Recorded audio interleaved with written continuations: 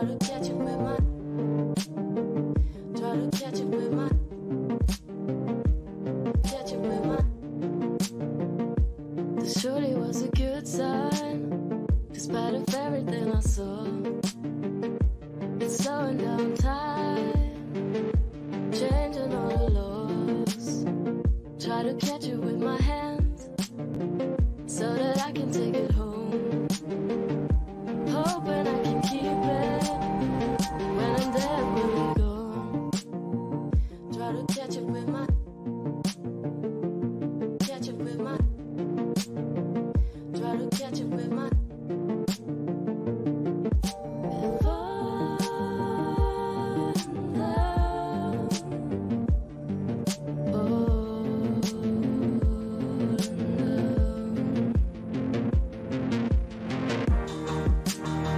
so I'll tease you with my hand, try to hold and make it stay. In the end, it melts away. Try to catch it with my, so I'll catch it with my hand, try to hold and make it stay. It melts away.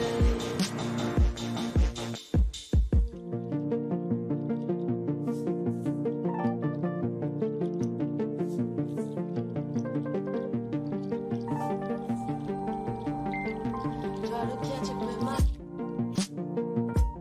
catch it with my, try to catch it with my,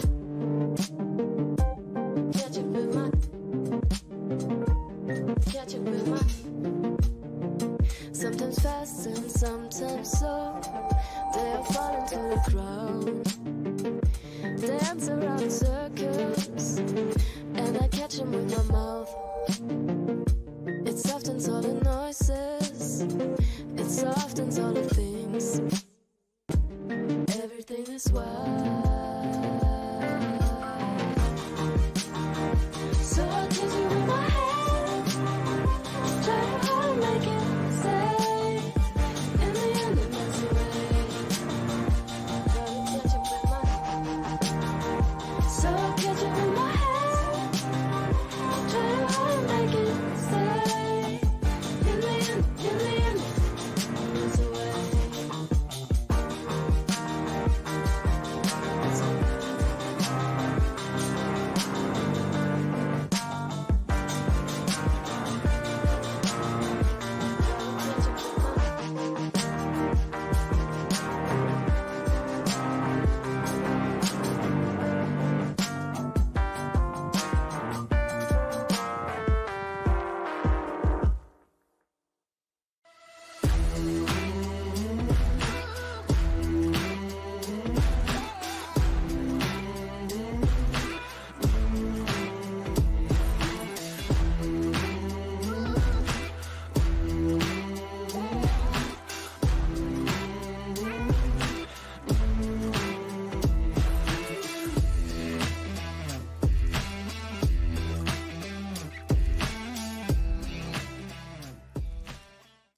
Hey, what's up, people? Welcome to another stream. We're gonna get into this. Hey, Lindsay, Foodie B.E.D, Action Figure, Kelly Wade, MJ, what's going on? Marie, Jamie Katz, and everybody else. Welcome. I gotta tell people I am live, been doing other things while doing this. So let's get at it. So I'm sure a lot of us are now acquainted with Rosie because her video on Foodie Beauty quite literally exploded, right? A lot of people weren't so familiar. I'm pretty sure she didn't know what to expect, and it seems it's been pretty good. So she's basically calling out Foodie Beauty for what she's doing to the community. A lot of people have been echoing and agreeing with her exact same sentiments that yeah, it's not really good for her to say and do certain things and use it and monetize. Oh, you know her IRL? Okay, that's pretty cool. I've looked at her live stream from last night, and it seems she's been around for a while, like a couple years. It's just now she started YouTube, but she used to do Instagram stuff, from what I gather, as well as on TikTok and whatnot. So that's pretty cool. Yeah, she does more than sit on the couch. So we're gonna get into, I guess, some of what she has to say. Then into throwbacks. I think throwbacks would be kind of appropriate of what Foodie Beauty has said in the past regarding certain things. All right, so let me tell everybody I am live right now. I gotta do that, so let me put up that up on this. Let me do that right now. Live right now. Come and join. Has a lot to say. Okay, so here we go. Done and done. All right, posted. Then I gotta do the Twitter. How's everybody going? Hopefully good. It's a Tuesday. Um.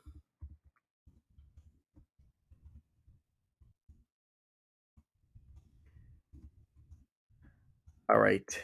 I'm done. All right. Here we go. Okay. Let me share my screen here, people.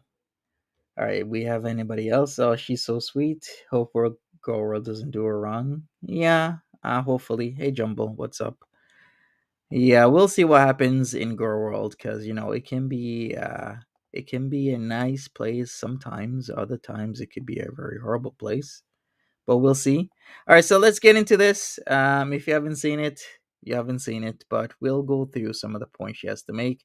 Then we're gonna compare and contrast what Foodie Beauty has said in her past on multiple occasions throughout the years. She's talked about certain things like her eating disorder back in 2019, as well as back in 2021. So we're gonna take a look at those. Let's go. All right, I should go past the intro.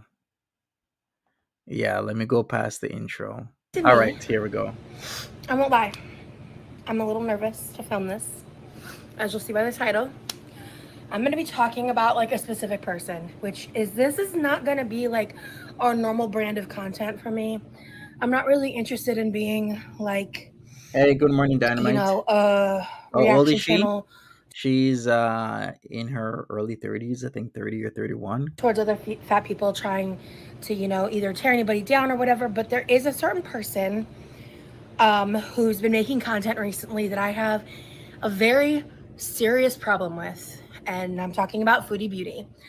Um, I'm gonna do my best to not mention the other person that's really synonymous in Girl World with this person, because at the end of the Mm-hmm. day, when you compare Amber and Chantel, they have their issues, obviously, but Foodie's on another level. Foodie's a bigot, documented animal Okay, abuser. You can't deny the facts. And um,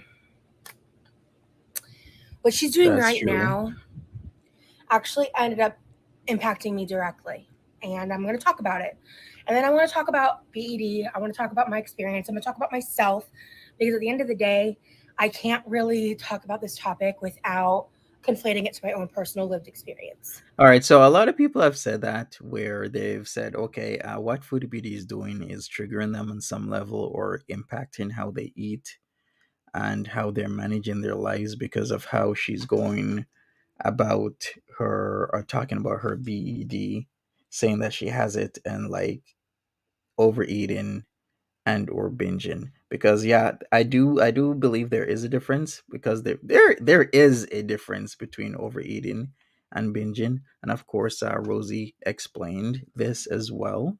Yeah, she spat a lot of facts. I even looked at her live stream that she did before this came out, and was pretty good.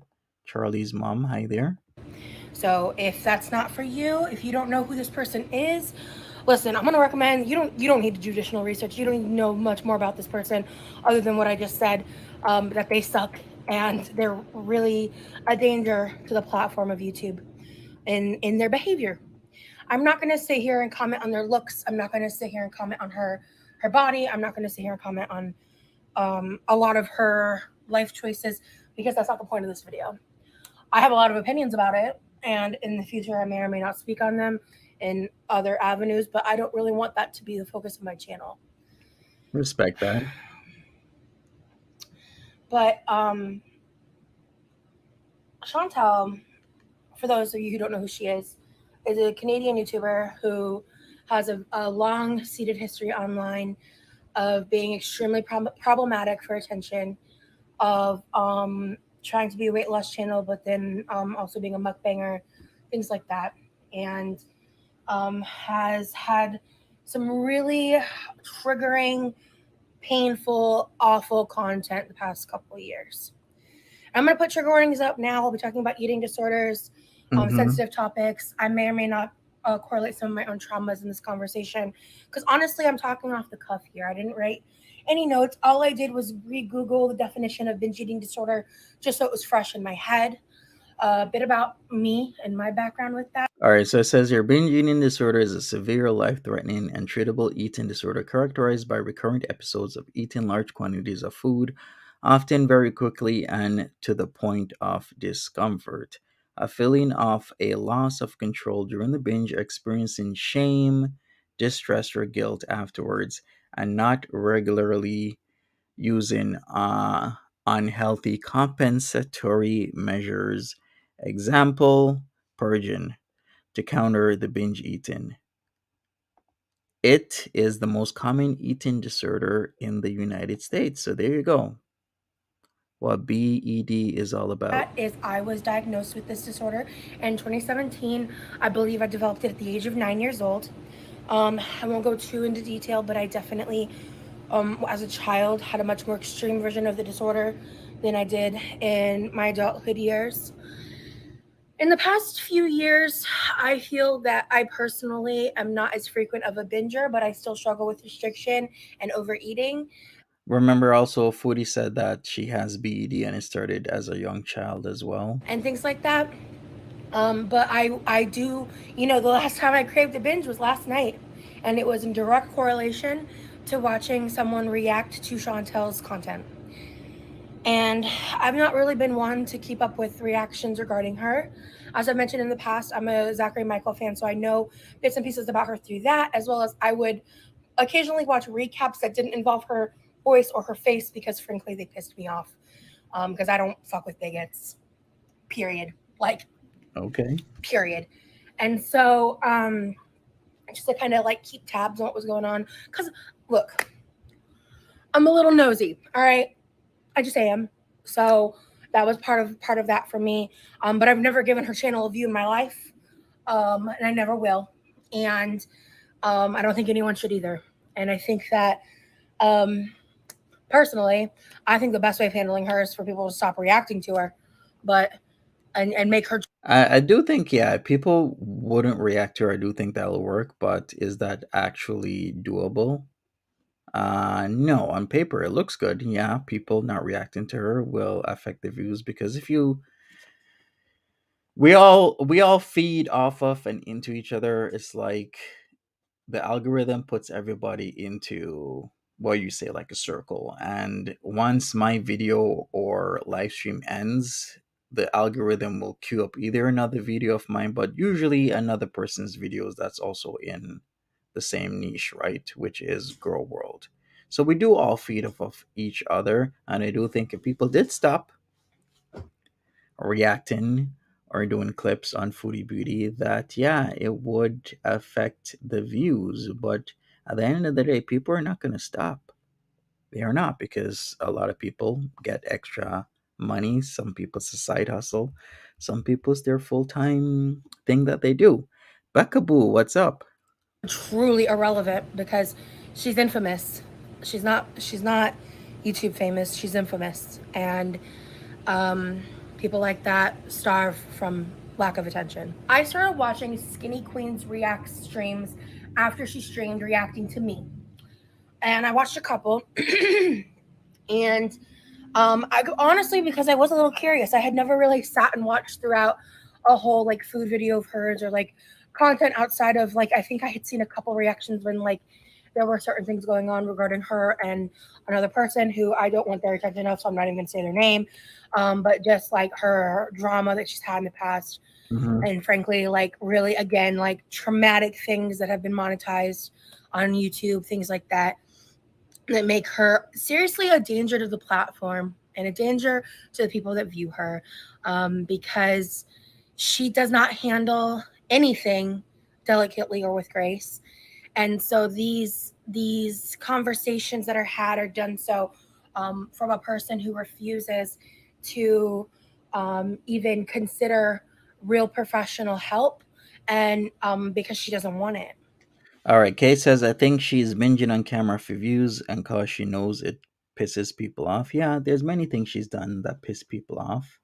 Like if you tell her, hey, that is kind of one of the last things was the whole Kuwait and going to the zoo or petting stores. People are like, it makes a lot of us feel extremely uncomfortable when she goes to stores, when she goes to the zoo and she's showing off animals that are not in the best situations.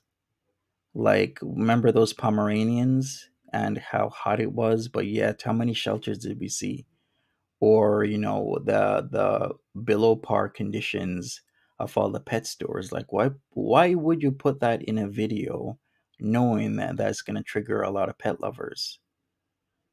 Yeah, she is pretty well spoken. I like how she compiled her ideas and whatnot. And you can't make someone who doesn't want something do it, and do it well. Like, if she were to not truly want it and go through with the process, it would only be a waste of money, right? I know, I've been there in life before. But the reason I wanted to make all of this and kind of give that beginning intro is her recent content infuriates me. All right, it. I'm gonna try to stay cool while I film this, but I can't guarantee it. I think it's disgusting to get on camera in front of food portions that, by the way, as an ex fetus model, I would have put in front of me on camera and sold to people for PPV, pay per view sales. To do that on a mainstream platform where Hmm. anyone of any age can watch that fucking video and eat to your heart's content, what I can guarantee you is feeder fodder, while talking about neutralizing food and binge eating disorder, is disgusting. All right, so it's rather interesting that a fetus model that used to put her content behind a paywall is saying that what Foodie Beauty doing is feeder content, because a lot of us, some of us, most of us, I don't know, many of us have said that it seems like, yeah, this is for the feeders, like how she eats, the portions she eats, what she does. Yeah, I could totally see that. What I could see before was when she used to do it in like her underwear. Remember the gorging on Paneer? And she was like in her bra, or she'd wear lingerie and eat food. That to me just screamed like this is completely feeder content or feeder like content. In a hijab, I guess, yeah, a lot of guys might like that as well. But it's actually interesting how she actually used to do feeder content behind a paywall, and she's saying, yeah, this is what Foodie Beauty is doing is feeder content, but yet it's not behind a paywall, it's public and anybody can watch it. It's, look, I'm not perfect. I have literally monetized my eating disorder in my not so recent history. I have left in my own right. I burned my bridges in those communities because I never want to go back. I never want to do that shit again. And I don't even demonize feederism, but what pisses me off so much about what she's doing is she's pretending that it isn't that, and even a step above that, that she's doing some type of treatment, spreading dangerous misinformation and lies to people regarding what treatment for B.E.D could look like. Because I've done the intuitive eating disorder clinic stuff I've Hmm. learned about it. It's been many years, and frankly, I need a refresher. I'm doing other treatments right now for other things that are not directly related to my eating disorder, frankly, because of access to time and Hey, resources. Diane. As I've discussed in the past, I'm currently on short term disability, and now I have to move. Originally, I was going to hire an ADHD specialized nutritionist, had her hired. Next day, I found out I had to move in a relatively shorter time frame than, excuse me, I expected.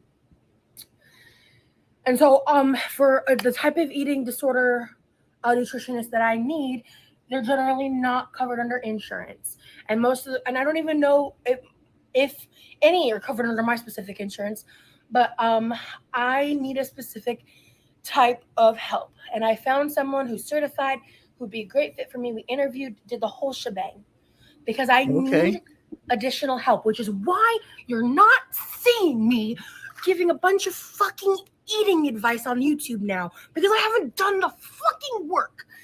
Jumbo says I was going to sounds familiar, but I don't think she's making excuses. She's giving an explanation. Like, if you have to move, life happens. Like, I'm in the middle of a move right now, so life does happen. Things come up, and you are setting stuff for later. But she also says, she's not doling out advice because she is not in the position to do so.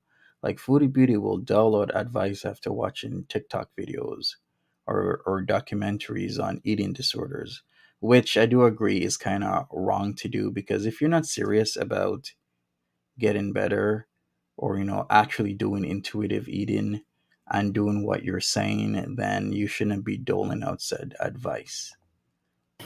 But I've done more work than she has. So, just boils my blood, dude. So, for her to be getting on camera and monetizing her video and getting clicks for having salacious amounts of mukbang food while being like, I'm not binging, I'm 5 days binge free. Yeah, that don't make no sense. One thing she's not wrong about is that there is a difference between overeating and binge eating. That's Hmm. true. And I do see a lot of the commentary that's been going on online has is also people who are misinformed on what a binge is. Because Well, okay, let me take a look at what this actually says. The difference between overeating and binging. Binge eating disorder versus basic overeating. What is the difference? Overeating can be a normal tendency for many individuals, such as having an extra helping at a meal, even when already full, or eating beyond satiety at a special holiday meal or celebratory occasion. It can be confusing to figure out where to draw the line between overeating and binge eating, especially if you find yourself wondering what is considered binge eating. It is important to make a distinction between overeating and binge eating. Binge eating disorder is different than simply overeating and is actually a diagnosable eating disorder. So there you go. mine has is also people who are misinformed on what a binge is. Because a binge is eating an excessive amount of food in a short period of time. Hmm. And To where you maybe feel she is discomfort. overeating on camera only, and maybe she really is not binging off camera after the fact. But at the end of the day, that doesn't change the harm her current content is doing. It doesn't change the fact that she made a video about neutralizing Taco Bell, like neutralizing food while eating Taco Bell. And I actually was curious and I Googled, I did the little Googles About and neutralizing double food. checked. Like I used, there's this website called like Deliveroo in Kuwait that's kind of like, I guess, DoorDash, and they had pictures of all the food. And it looks like their Taco Bell is actually different and that it was one order of the quesadilla and one order of the potatoes. So, yeah, cool, fine, whatever. But you're sitting there eating that food, talking about neutralizing food, and then you go to the Yeah, it seems so jumble. It seems, from my understanding, that what you've just stated here is what is like at least one of the differences between overeating and a binge. next fucking video, and it's a binge. Eating large amounts of A one YouTube thing, lawyer. eating 3 rolls of sushi, is a binge. You just You can't sit there and tell me that that's not a fucking binge. You can't. Like you because had you had like one roll of sushi and an edamame and maybe even another side, then that's a meal. That's a meal. Eating a crazy, not even a crazy. Well, I mean, I think 3 rolls of sushi. I am full So, after a Sandra, roll of sushi. I'm full after a roll of sushi. I don't. you know what? I'm not even gonna talk about me and my sushi habits. Give me some black, green, red dragon rolls, white dragon rolls, and I'm eating. I'm eating maybe up to maybe six, seven, eight of those rolls. But that's just me. I'm well over 200 pounds, and I can eat. If you look at the numbers by my height and my weight, I'm actually BMI 30 over. I mean, yeah, I'm over 30 BMI, so I would be considered obese just by the numbers. But that's why with BMI numbers aren't everything, because if you really look at me, my frame isn't small. Like I have a pretty stacked, solid frame on me, and I can eat a lot of food. A lot. When if you see the amount of food I can eat, you'll be like, wow. Even like sushi that much, but it's filling. For you to sit there and be like, sushi's not that filling. Sushi is pretty filling. I see it as like a reflection of my own self delusions that I've had within my own eating disorder. It's the It's self your delusions, the weight. self Oh justifications. yes. I've lived it. I know it. I've experienced it, and I have compassion for it. I really do. I lack compassion for foodie beauty for many other reasons. But for her to go from that to the sushi to the Chinese food, it's all a ploy for money. It's transparent as fuck. And it's disheartening. And I can guarantee you, I'm about to be taking a big step back from watching any kind of content related to her again. I regret doing it. I was doing it to support someone that supported me and that I liked. Sarah, I think she's a great person, and I think she's doing these reactions for the right reasons. Facts. And You that's to do. educate people Hey Miranda. about what this person is doing.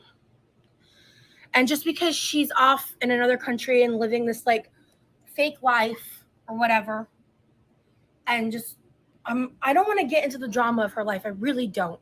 But it's kind of hard not to, because it really gives background on like why this is so insidious and wrong. All right, Kelly Wade asks a good question here. Why is she any different from Foodie though? Both overeat and binge. Yeah, you could say both overeat and binge, but one person is trying to better their lives and not binge and not overeat and get actual help. The other person is masquerading as if they are getting said help. There is a difference between wanting the help and actually going through with a game plan rather than coming on, eating, binge eating for feeders without a paywall, and then acting as if you are getting the help you need only to continue to binge without a paywall. Like Rosie was clear. She said that she used to, yeah, do stuff for feeders, but it was behind a paywall. So I can totally respect that. Yeah, I think the difference here is,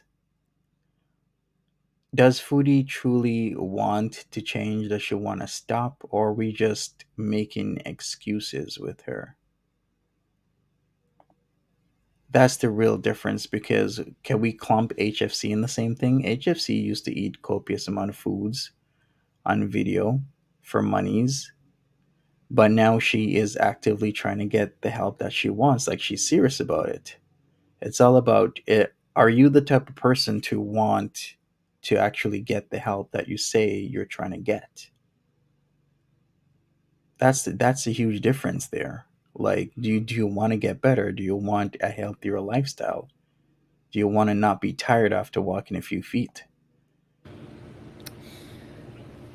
And at the end of the fucking day, Chantel, if you're watching this, who knows? You might not. Chantel, whether you are overeating unhealthy food on camera or binging it on camera, at the end of the fucking day, it doesn't really change your impact of the viewer. Yes, And you I know can you be don't really give lawyer. a shit about people outside of your own perspective. Like it's well documented that that's who you are as a human being.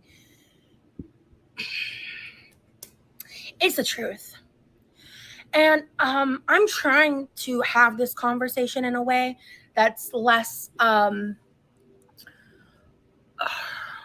maybe not isolating, but I don't even know what the word I'm looking for is. Divisive. Less stigmatizing, I guess, or like pushing you away from being, I guess, adversarial. But dude, your content actively hurt me. I can say that for a fact. It actively hurt me. I was laying in bed last night and I won. I didn't binge, but I fucking wanted to. Watching you make these decisions and act this way and eat the way that you've been eating actively triggered me. It actually really, really fucked me up a little bit. So, I can already hear the, well, then don't watch. Yeah, I wish I had stayed that way. I wish you didn't have a platform. I wish you understood what you were doing violates the terms of service. I wish you understood that you are harming people in your personal gain. All right, all right. She's making a lot of great points. I think we got the gist of this. What I will do is I'll move over to Foodie Beauty from the past. Let's start with 2019. I think that would be great to start with what Foodie Beauty was saying and doing in terms of BED claims back March 31st, 2019. So, well over 4 years ago. Let's see what she has to say. Let's go. Hey guys. So my camera's gonna do that crazy thing. Oh my goodness. I almost had a heart attack. Like, not from the dominoes. True, Lindsay. People have to stop, like, going in the dumpsters in the garage and then popping out. Because it gives me a heart attack every time. I come around the corner, someone's popped pops their head out of the dumpster. Like, oh my, wouldn't that scare the crap out of you? Woo, okay. So on a serious note, and I know you're gonna look at this point. If I was I am a YouTube. This is from 2019. So this is when she had the older car with the plum color, not like the not the Kia that she still has now, because she talked about still having said Kia.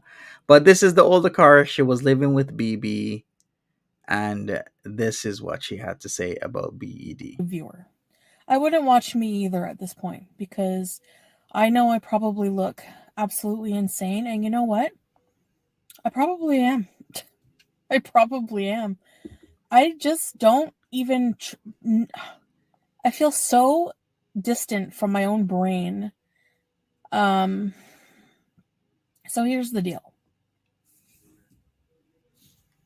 Oh, sorry, I had to BB called me. I had a talk with BB about all this, and he offered to come to the hospital with me if I needed to. Mm-hmm.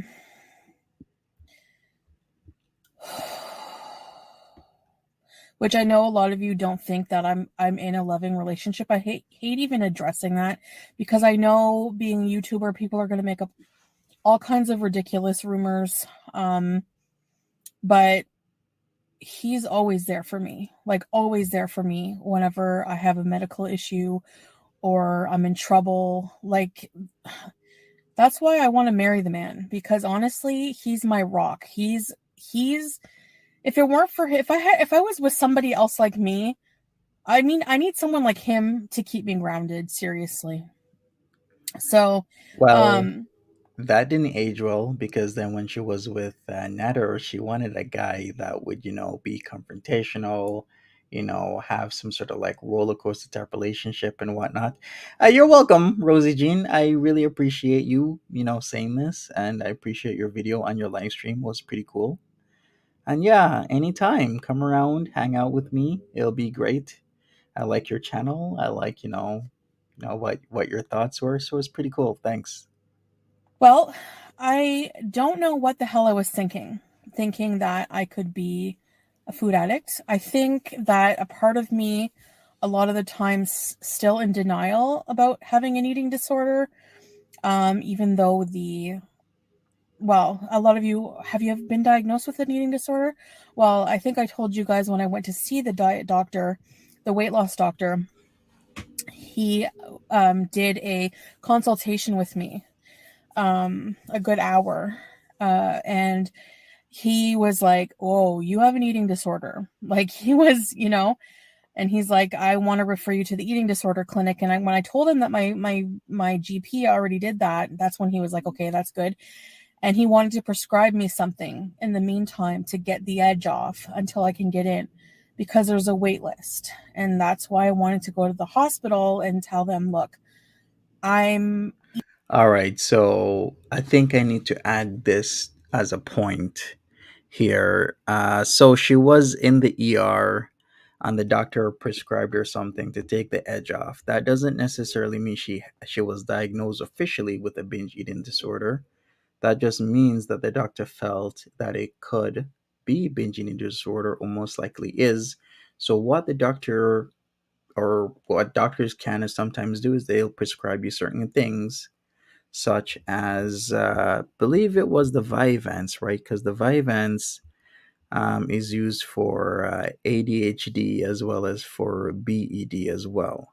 Yes, I am right.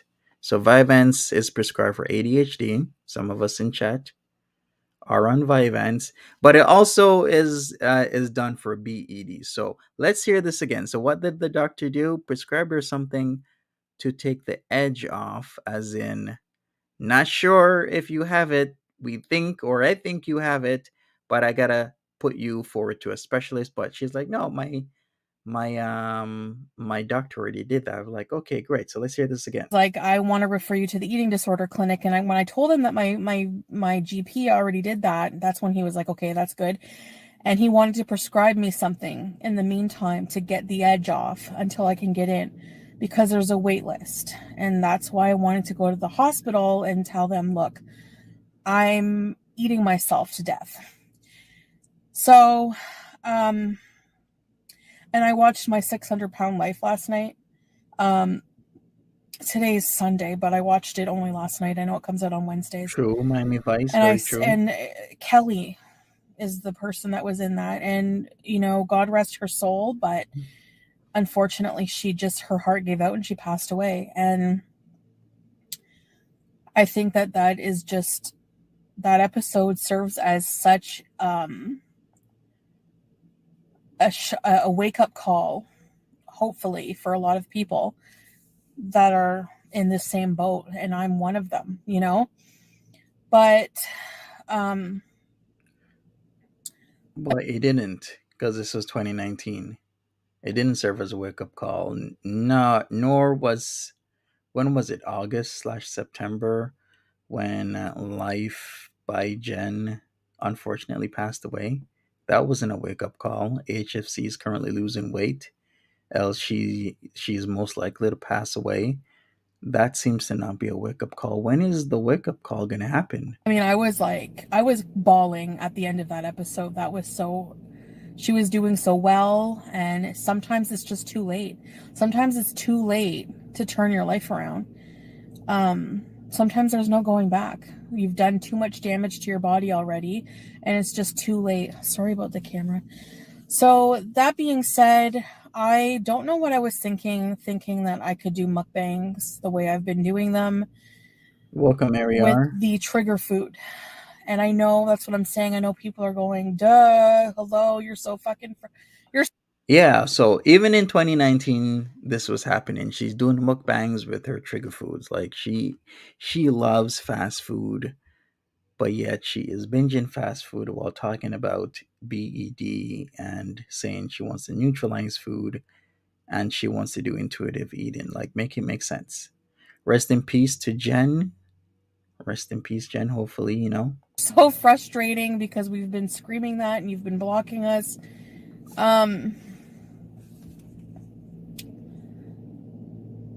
I when I have an idea in my head, I'm very stubborn and it's not a good thing.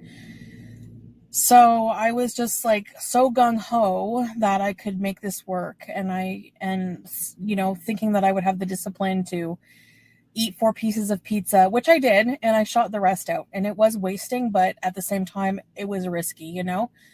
So I shot it out. And I just got back from a major binge. I went to Wild Wing. I had 8 boneless wings, Mm-hmm. an order of fries, and a huge, huge piece of Reese's cheesecake. So, and that's after, earlier, after the pizza, I steamed these king crab legs and I ate them all. Wow.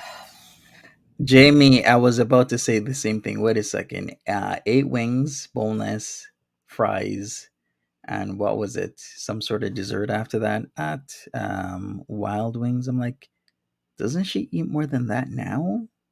I was thinking the exact same thing. I'm like, wait a second. The amount of food that she has in front of her these days in the past like couple of weeks is way more than that. So yeah. Not good. So I have no control. I just don't.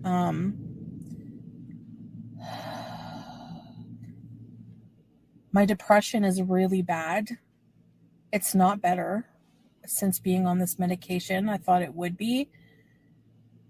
Hey, Vanessa. I don't know if it just hasn't kicked in yet. True, Marie. I have been taking it every night. It does make me tired and sleep better, like I said, but at the same time, I still feel maybe I need to be on different medication. I don't know. So my problem with the mukbangs is,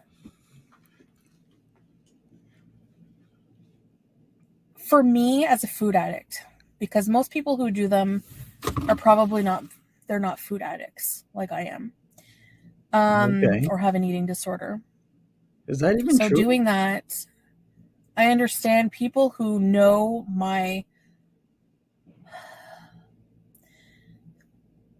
whenever I first started doing, I always use that as a defense. When I first started doing my channel, I was doing mukbangs. But most people didn't know about my situation. And a lot about my life at that time. Now people do.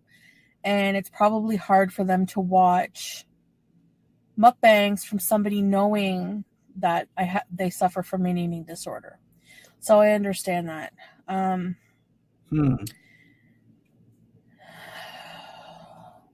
It's such a mess.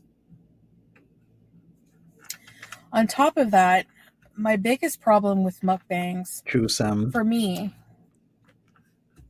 it's not just that's one of the major issues, but another one is, I was thinking, what kind of message am I giving to other people with my channel?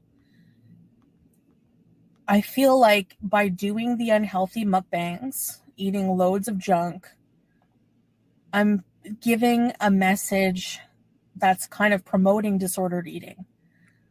Bing, bing, bing, bing, bing, ding, ding, ding, ding, ding. That's pretty much what Rosie just said. Yeah. Like, what kind of message are you giving to people when you're binging, when you're claiming you have an eating disorder? This is it. This part right here basically sums why a lot of people have a problem with her eating on camera. Am I giving to other people with my channel? I feel like by doing the unhealthy mukbangs, eating loads of junk, I'm giving a message that's kind of promoting disordered eating, because that's not normal, it's not healthy, and it is hazardous to the health. Mm-hmm. So that really kind of bothered me, and I actually had, and you're thinking, duh, again, But I actually hadn't thought about that aspect of it. And for me, I feel like that's definitely something that bothers me. And I don't want to be known for that. The juxtaposition of what's happening now versus back in 2019. So I would think she has a fair idea what she has done and what she's doing. Because, yeah, even right here, she's like, this is one of the stages of the cycle with Foodie is, the self realization of what you're doing and whatnot. And she'd make this video or videos like these, and then she'd go back to what she was doing previously. And it's like, that don't make no sense. But now for me, it makes sense because it's just Foodie. It's part of the cycle. It's part of like what she does, who she is.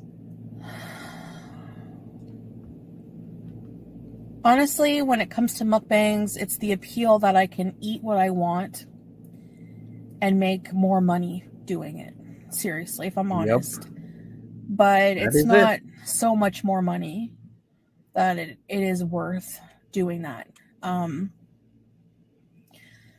So what I'm going to do is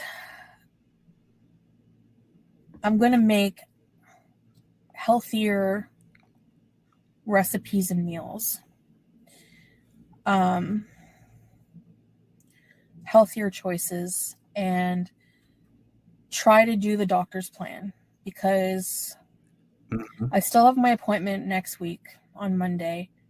1 week from now, there's still time to get back on it.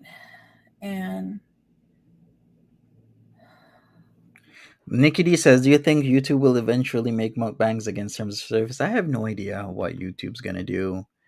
I haven't been keeping up with their policies and whatnot when it comes to eating food on camera. So I have no idea really what their stance is. All I know right now is that Foodie keeps doing it. A lot of people say it's against TOS on like multiple levels of what she's doing. So YouTube will constantly change their terms of service to get rid of certain channels that they feel are unproductive to YouTube as a whole. So we'll see in time. turn it around. I don't want to cry on camera and try to get sympathy. I'm just honestly just going through so much right now. And I don't even know what to do. I just feel like inside I'm screaming for help, and I just feel like I just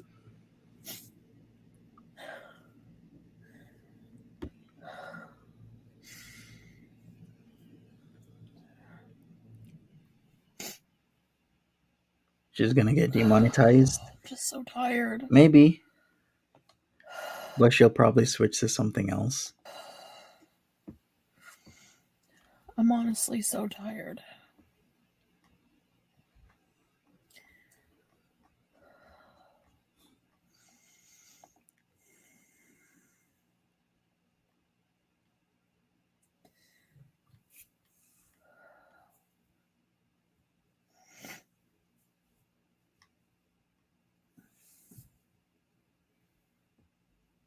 Anyway,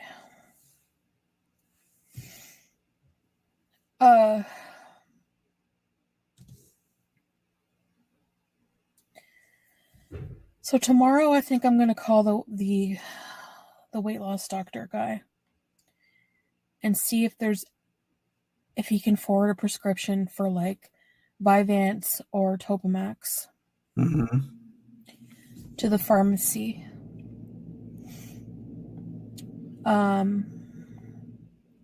And I'm gonna call my GP and see if he can urgently get me in somewhere Gotcha. to help with my eating disorder, because until I do that, I just feel like my depression, my mental state is just not going to improve. And honestly, when you're like this, obviously it's not it's not helping. Sorry. All right, one thing I can say is part of that puzzle of the video that she made about the binge eating disorders kind of solved, because a lot of people were kind of curious why is she on Vyvanse when most of us are saying she doesn't have BED, because Vyvanse is prescribed to BED. Now, I did talk about this a few minutes ago, but I want to make it clear is because her the doctor put her on Vyvanse as a, take the edge off, as she puts it, when he or she might have thought that she maybe has BED. But once again, that doesn't necessarily mean she has it, but they have to still rule it out. So they put her on Vyvanse for that.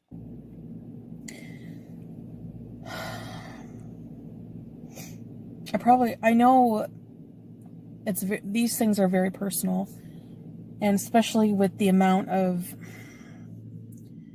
trolls and haters and reaction channels that are just going to feed on this type of video. I probably shouldn't be sharing that stuff, but in the end, I mean, sorry, I'm going to pick my nose. Tastes like P.F. Chang's.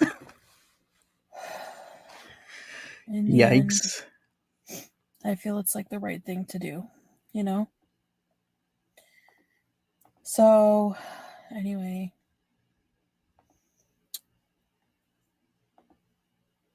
Back to square one. Again.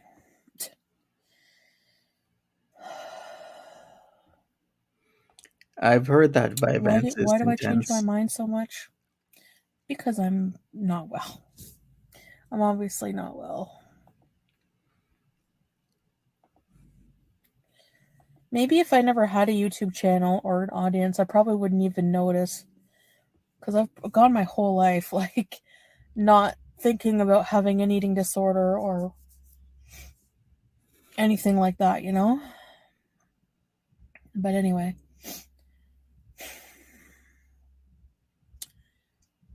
I know a lot of you want me to enable comments, but just for now, please. I just need you to understand. I'm just really... Welcome, Vanessa. Yeah, just please. Anyway, thanks for listening. I'm going to end the video here. So I'm going to do that. And I'm going to make meals using my doctor's plan. And mukbang those. Or like cookbang or whatever. And yeah. So anyways, guys, thank you so much for watching. I'll see you in the next. Hey, gang, what's up? All right, so there you go.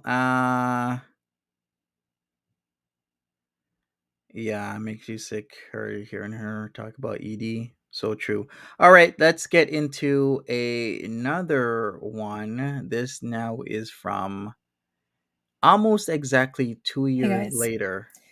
So My bad. Okay, almost exactly 2 years later, she has another video in terms of eating disorders. So the first one we watched March 31st, 2019. This one is March 16th, 2021. So now we're in the luxury villa, and she has some words for a lot of people. So let's hear what she has to say. It is ridiculous that an overweight person is told what to do or what they can and cannot eat, what they can and cannot wear on a public platform. It is ridiculous that people mental illness shame others. When you say things like, she's manic, she's bipolar, you're saying it in a derogatory, condescending way. And if I did have that mental illness, what's your point? Why are you mental illness shaming? Don't use it as an insult. How is it okay for skinny mukbangers to gorge on thousands of calories. But it's not okay for me to eat any fucking thing other than salad and lean protein. How is it that people have an issue with me eating corn tortilla chips, but don't have an issue with people eating fucking bacon and cheese and waffles just because they're on a keto diet, because it's a trendy diet? How is that okay?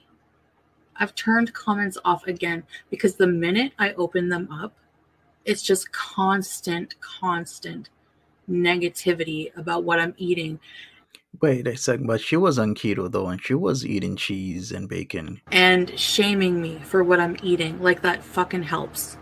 I have said so many times before that I'm not eliminating foods, I'm not restricting. It's my life. Let me fucking live it the way I want to. If you have a problem with it, then just leave my channel. I'm keeping comments off. I don't know. I hope for a long time because honestly, I'm so much fucking happier when I don't have to listen to it. When I don't have to hear people judging me for Mhm. what I eat just because I'm fat. You don't know the full story on my health. You don't know everything. Yeah, Charlie's mom says she could have avoided the hysterectomy, but she refused the medication. Even before that, she could have kept up with her health. She could have done so many things even before the medication to avoid having a hysterectomy, but she was very negligent in what she was doing. You don't know what I'm working on in therapy. You don't know my real blood sugar levels. You only know what I told you. And I shouldn't have opened that can of worms. Oh, Lord, how I wish I didn't. But even if I didn't, people would still make those comments. Because look at someone like Hungry Fat Chick's comments.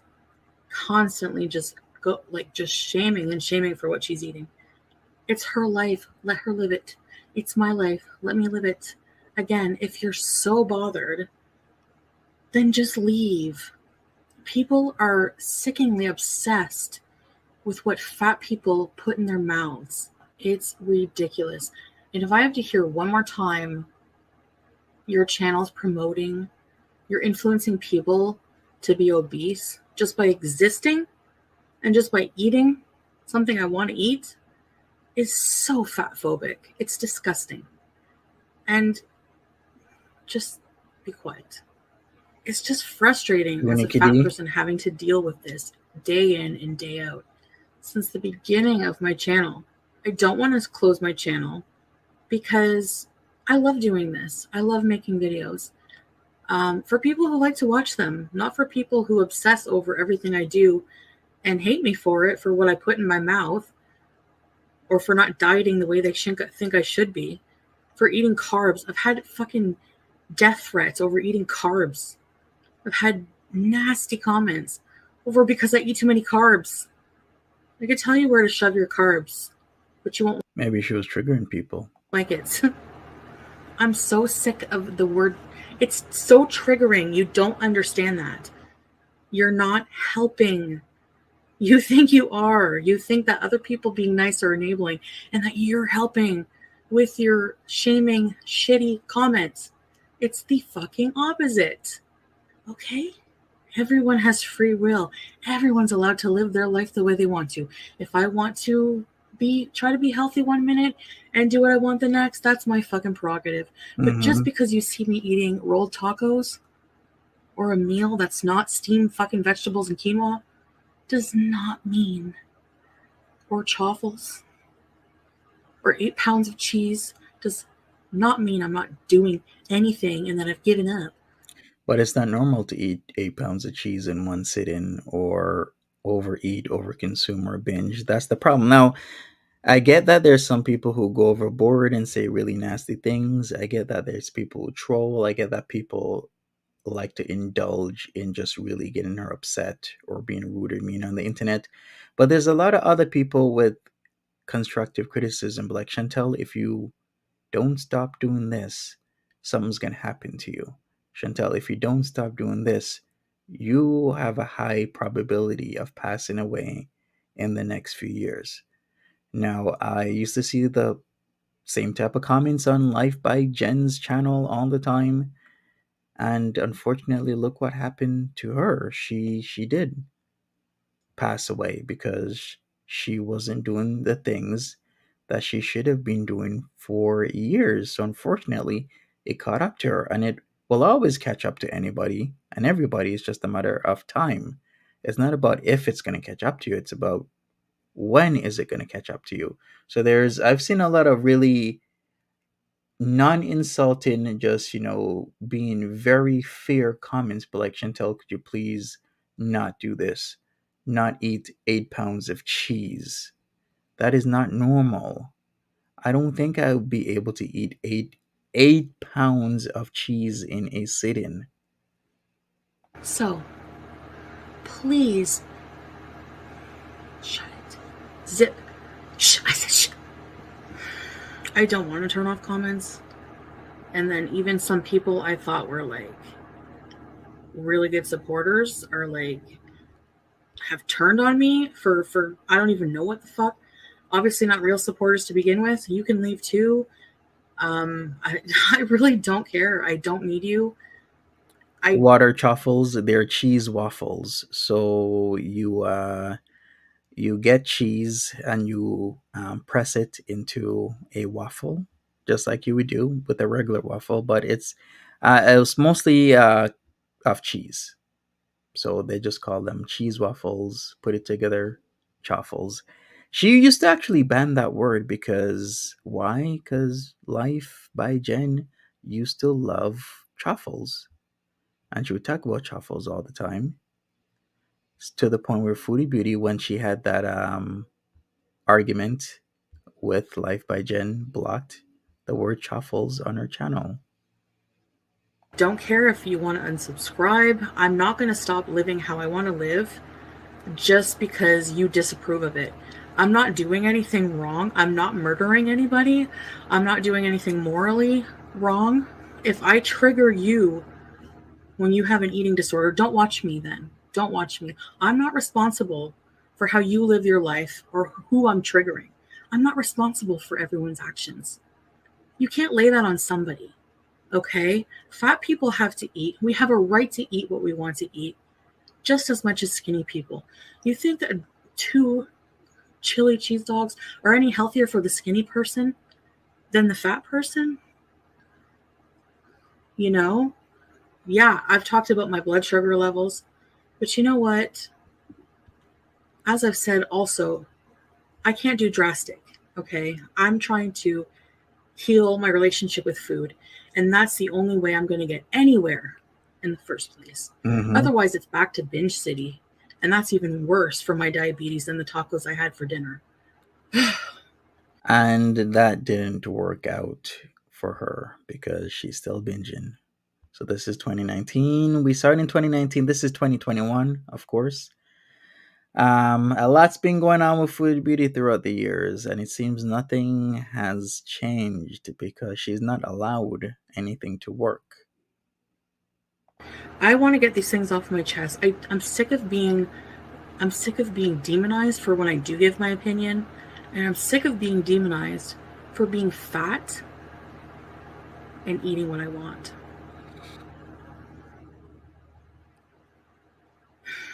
Anyone who's overweight knows. How many times have you started a diet and the very next 5 hours you're stuffing Oreos in your face? Well, guess what? I'm no different than you, aren't I? And every single person judging me, every single overweight person judging me has been there. So you really don't have a right to talk about it. It's so hypocritical, but yet it happens. And people love it. I'm so sick of it. So I'm turning my comments off. I'm so much happier when they're off. Mm-hmm. I just feel like I can say what I want, I can do what I want, and I don't have to hear it from complete strangers who just want to shame me for something that really has no effect on them at all. Not everybody who starts a diet starts stuffing Oreos in their face. I get it. Sometimes we fail, but we gotta keep trying again. Because, like I said, HFC is losing weight and is gonna continue to lose weight while Foodie Beauty seems to be making excuses. Anyways, that's all I wanted to say. I'm obviously not in a good mood. So it's Facts, celebrity. unfortunate, but for me, I have to think of my mental health, my happiness for now. And if it affects I'm not even thinking of my views or subscriber count, honestly. I'm thinking of myself for now. So I'll see you in the next video. And that is it. I mean, what can I say? She's been having this issue for years. She continues to have the same issue over and over and over. I can peer into the past some more. Like there's been lots of stuff that's been happening with Foodie over the years. She's tried, and I have to put that in quotation marks, tried many things, if you want to call it trying. A history of food addiction. Should we even take a look at this back in 2018? Let me see. Okay, fine. I'll take a look at this. Back in 2018. 2018, August the 6th, 2018, a history of food addiction story time. Okay, cool. Let's take a look at this. I was gonna wrap up here, but I still have some more time. So we'll take a look at old school Chantel from 2018. Let's go.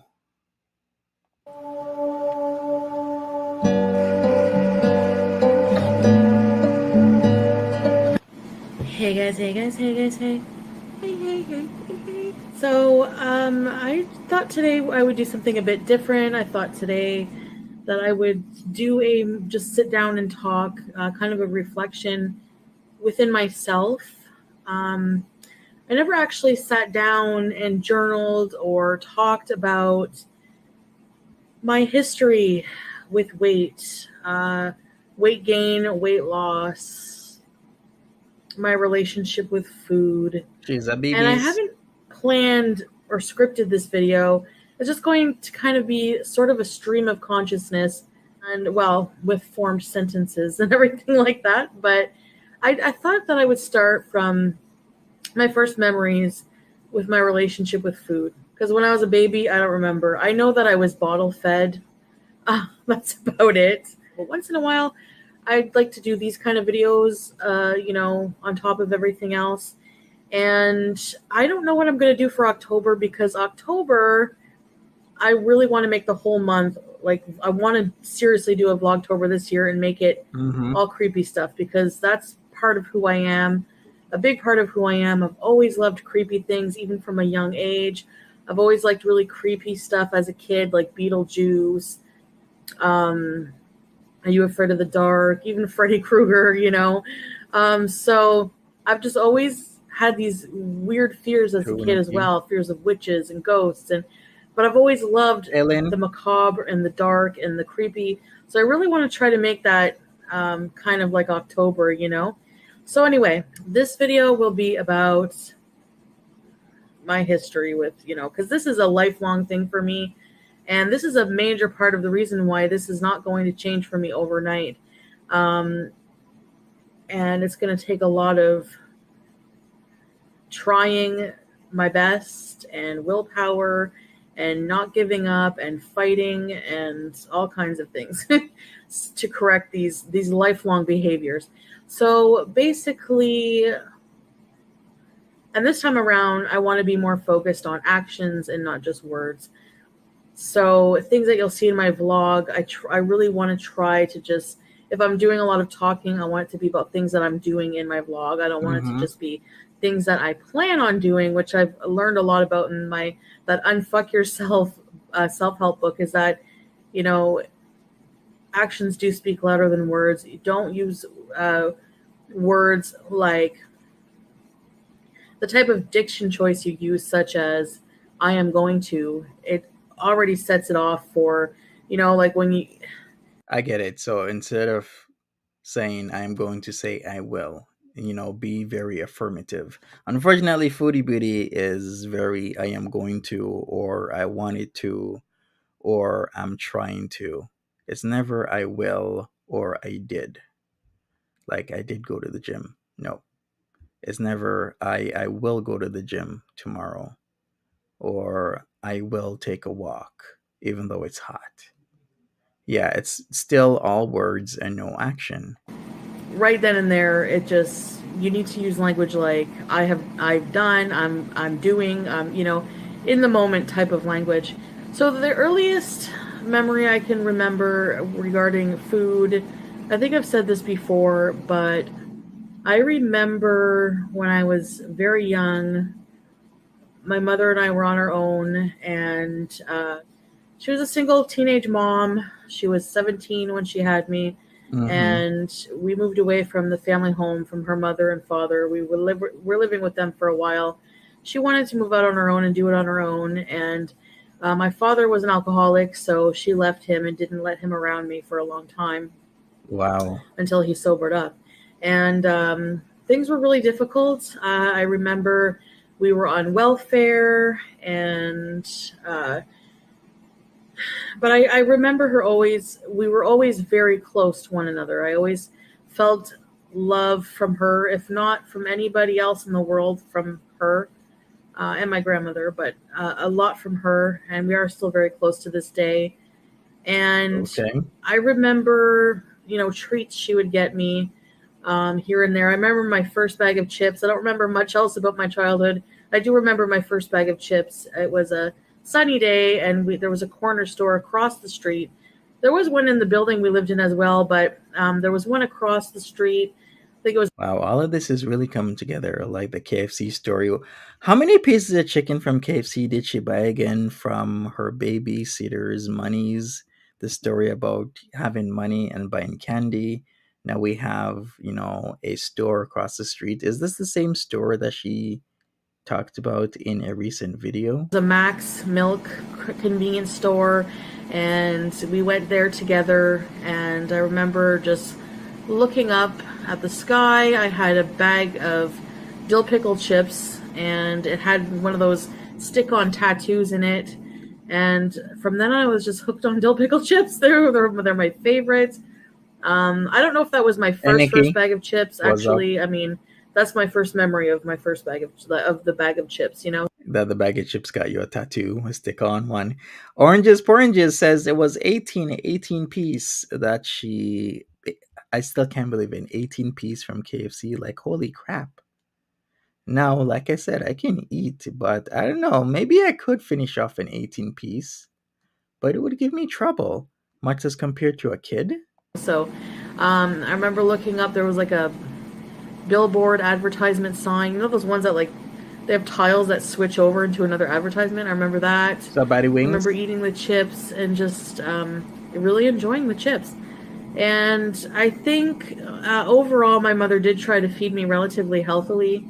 Um, she really tried to, you know, even in school, like I said, it was very rare occasion where I would get a lunch with a lot of good snacks like fruit roll-ups, Dunkaroos, Gushers, those types of things, Lunchables. Mm-hmm. She usually just gave me like a sandwich and a fruit and a juice box or something like that.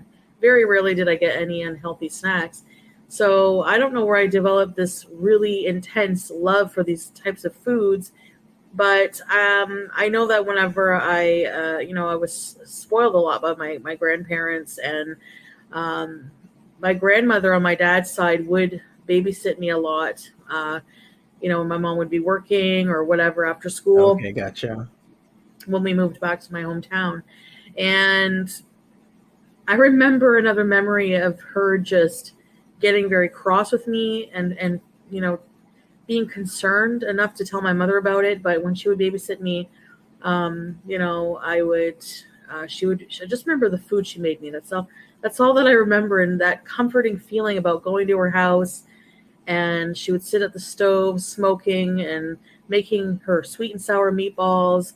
She made chicken nuggets with this like Diana sauce. I remember loving that. These magic moment vanilla puddings and butterscotch puddings. Oh my gosh, those were good. Whatever happened to her paternal grand? I have no idea, Tip Top. I was actually about to say the same thing. And she would give me some, and then I would ask for more. So she would give me more, and then I would ask for more. And I remember her at one point, I would ask for more until she yelled at me, and she would say, "C'est assez là," like in French, like that's enough. You already had enough snacks. And she would tell my mother when she would pick me up, she asked, I had to give her I had to get a bit cross with her because she was asking for a lot of food. And Wow. that's all I would look forward to when I would go to see any of my Is the food. grandparents. My grandmother, she let me just come over and just raid her cupboards. I would just, the first thing I would do is go to her cupboards, find snacks, and I think just eating snacks at her place all day long.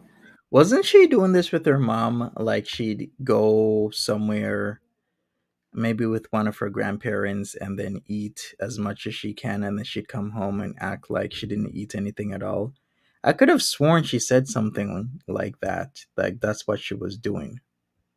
It would just be food was just involved in my life every single day. I mean, we do all eat, but it would be on my mind as, anything I do in my life, it would revolve around food. Like whenever I was younger, even going to theme parks, I was always interested in, you go to like Not the rides, the on a food. school trip, we would go to a Yeah. theme park and an amusement park, and everyone would bring a packed lunch and not think anything about it. They would be thinking more about the rides. I would Yeah. be thinking more about the food in the cafeteria, and I would just remember really, really longing for lunch money. Most of the time, I didn't get it, but when I did get money, I would just be like, yes, I can buy lunch at the canteen, French fries, whatever. I was always interested in the food. Even I remember my stepfather used to try and involve me more. We would, we're building our relationship, he would Yeah. take me. He played hockey when I was really young, and he would take me with him. And the only reason I really liked to go, sadly, if I'm honest with myself, was because after the game, he would buy me a hot chocolate in a chuck wagon. If you don't know what a Oh. chuck wagon is, it's like a hoagie, and there's like different lunch meats and cheese and mustard, and just really good. I don't know if that's because whenever my mother was pregnant for me, she said the one thing she ate a lot of was chuck wagons, putsins, and she was always craving that. So she ate a lot of that when she was pregnant with me in high school. And Oh. she actually was, it was very taboo for her to be pregnant in high school at her age, 16. So she was in a lot of trouble with that. But anyway, I digress. So basically, that is, I guess it wasn't really common back then, but I don't know. It's like, uh, even at school, the cafeteria food, every day, chicken burger puts in. The chicken burgers were so good. I'd get like 3 packs of mayo. I was just an excessive eater and obsessed with food, and it becomes a habit. It becomes, you just mindless. You don't think about it. It's so part of your life now. I mean, from a young age, you're just obsessed, obsessed, obsessed. And because I still think that today there's a little more awareness, but food addiction is still, in my eyes, one of the least understood addictions. Um, Even searching for help with food addiction online in my area, Overeaters Anonymous is pretty much the only thing I can find. Everything else is lumped into oh, addictions counseling, where they mostly list the normal addictions or the addictions that are more well known, like alcohol, drugs, that type of thing, gambling. But you very rarely see somebody specializing in only food addiction. And addiction is addiction, that's true. But food addiction is the only addiction that requires you to have some of your addiction, what you're addicted to every single day. It's in your face every single day. You can't avoid it. You can't be abstinent from it totally. You can be abstinent from trigger foods, that's for sure. But it's there you just, go. To the trigger foods, as in the fast food. So you can abstain from what triggers you. Kind of like how she's not abstaining from the takeouts that she's been having daily. Takeout after takeout after takeout.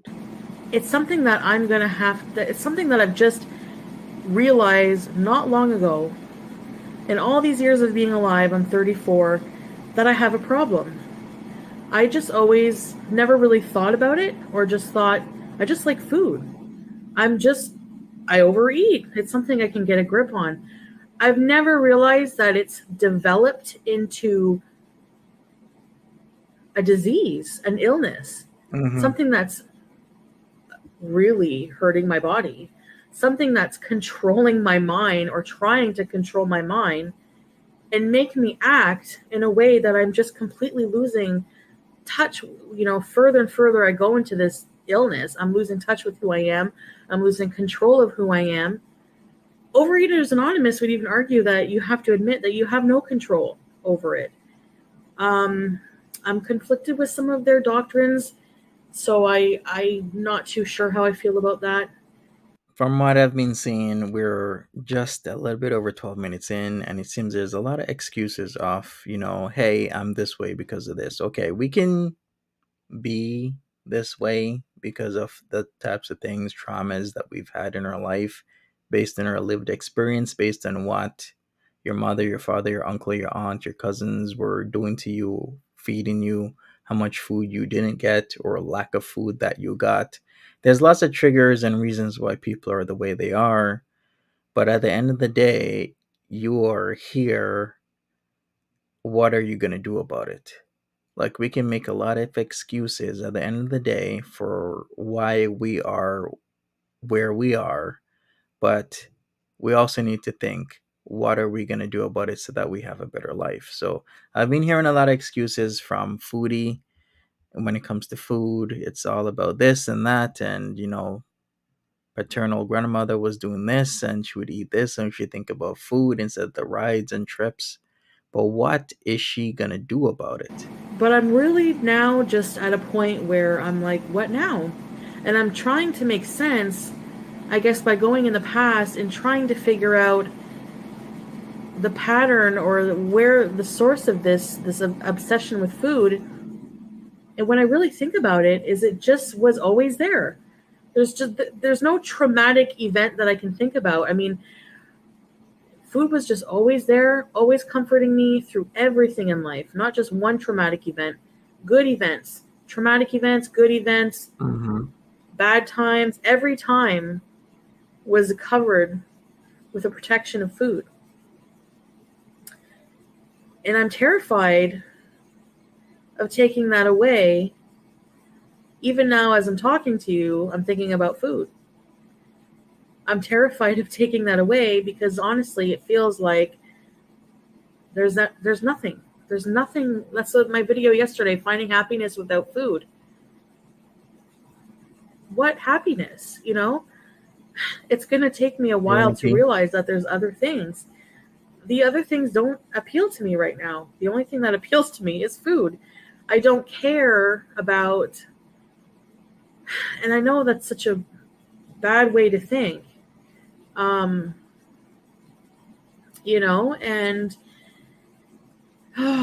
it's just, it's just always been on my mind. It's like a lover.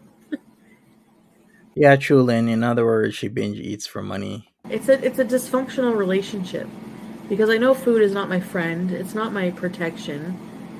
Ironically, it's the one thing that is doing the opposite of protecting me. It's hurting me. It's killing me. It's made me sick. I have sleep apnea. I have a pretty bad hormonal imbalance that's causing ovarian cysts. And I can hardly walk anymore. All right, so this is pre-surgery. So her hormonal imbalance caused ovarian cysts, and that led to her having a hysterectomy. So remember, this is 2018. So the surgery happened, well, I believe 2019, if I'm correct. But still, even back in 2018, she knew what needed to be done, but yet it still wasn't done at all. Uh, it's affecting my relationships with people. And, yeah. So I'm still looking into different help I can get. This is, like I said, this is it's not a quick process to healing, but I want to continually keep on the road of healing. I think it is possible. So I just wanted to talk about that. When I think about it, about 28 years of my life or so Mm-hmm. have been consumed by food. And every memory I can think of, I remember the food first. I don't remember the experience We first. know it's I all about the remember the food food. first. Yeah. And I just really want food to get the fuck out of my head. I All her stories is like she remembers food. It's high school, talk about high school, also talk about the food she was having, what food she wasn't having. really do. Um,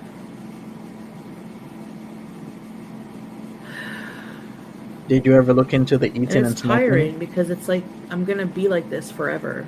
I did not. It's going to get easier. Maybe I will be completely cured, maybe. I don't know, but it's I don't think an addict of any kind is an addict is always at risk of relapse, whether 2 months down the road, 6 months, 6 years, 20 years. There's always a chance of relapse. And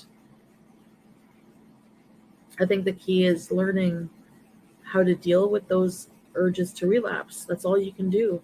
Yeah. Is roll with the punches, you can't really avoid them.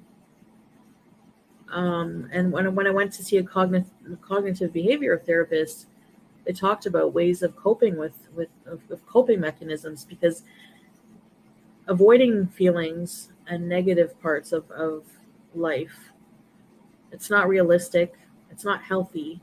You need to learn how to cope with them. So that's what I'm learning. And Yeah, I think part of this is cope. Yeah, Smelly Cat's so right. She remembers food from childhood. She could describe it. She can describe what other people were having. Like, remember when she did her artwork story time?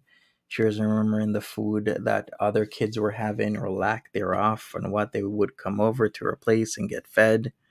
I'm like, man, that is some memory on what type of foods you had in your childhood. Yeah, but still the same way of thinking as Nikki says. yeah. So, anyways, this is all just a lot of realizations are actually happening to me lately, and that's all I can be grateful for right now is the ability to be aware, the ability to learn from everything.